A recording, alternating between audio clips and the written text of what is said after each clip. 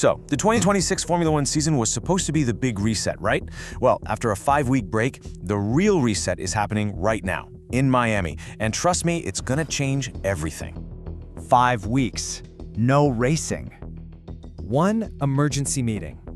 And now, Formula One arrives in Miami with confirmed new rules, upgraded cars, and a championship that nobody fully understands yet. Round 4 is not just another race. Here are 5 reasons the Miami GP changes everything about the 2026 season.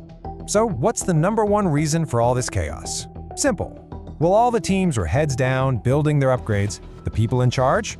They were busy rewriting the rulebook.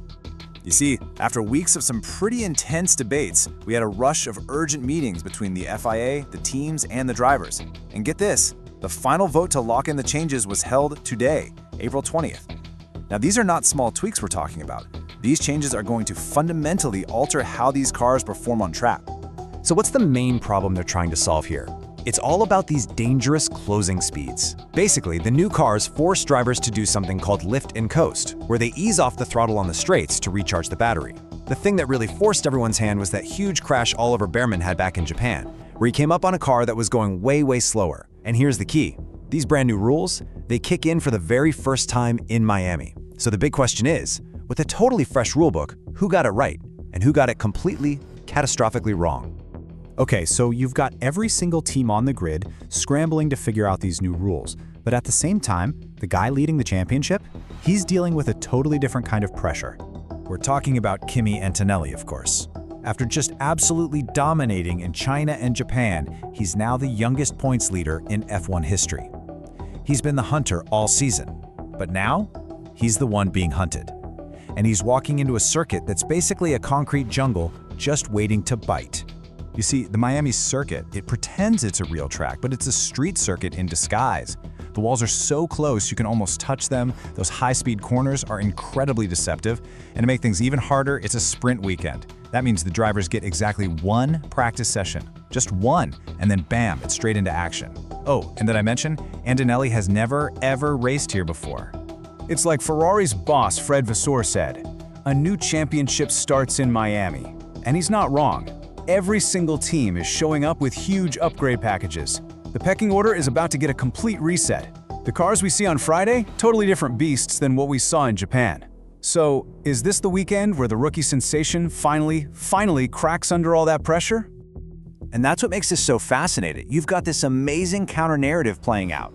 On one side, you have the rookie hero, and on the other, the struggling former champion who is fighting for his future. I mean, look at this. Max Verstappen is all the way down in P8, a massive 60 points behind Antonelli. For Red Bull, it's been a nightmare start to the season, with reliability problems and just a lack of pace. So what are they doing? They're throwing absolutely everything they have at this Miami race, bringing a massive upgrade package that wasn't even supposed to be ready yet. But here's the real kicker. There's a performance clause in his contract. If he isn't sitting in P1 or P2 in the championship by the summer break, it can be activated. When you look at the math, Miami is pretty much his last realistic shot to start closing that huge gap before that clause becomes the only thing anyone is talking about. So, is this the start of the greatest comeback we've seen? Or is it the beginning of the end for Verstappen at Red Bull? So we go from a team fighting for its life to a team that might be about to start fighting itself. Ferrari is rolling into Miami with 2 drivers who can both win this race, and that, right there, could be their biggest problem. Think about it. Lewis Hamilton, he grabs a podium in China. Then Charles Leclerc goes and gets a podium in Japan. They are neck and neck. Both are proven winners. And let's be honest, both of them believe they are the #1 driver at Ferrari. Miami could be the perfect place for that rivalry to just explode. And because it's a sprint weekend, you've got 2 different races where points are up for grabs. That means double the opportunities for conflict, double the chances for some spicy wheel-to-wheel racing, and, you guessed it, double the chance for some very controversial team orders. So here's the billion-dollar question. In his first season wearing red, does Hamilton play the team game and defer to the established star? Or is Miami the place where the battle for Ferrari's future finally erupts into open war? And all of this leads us to our final reason. The one thing that ties all of these other points together and just multiplies every single risk. We're talking about the pure, unfiltered chaos of the sprint format. Just remember, every team is going into this weekend totally blind. thanks to brand new energy rules they have never, ever tested in a real race. And on top of that, they're all bolting on major new parts. Nobody has any idea how these cars are actually going to behave out there on the track. And they get exactly 1 hour of practice to figure it all out.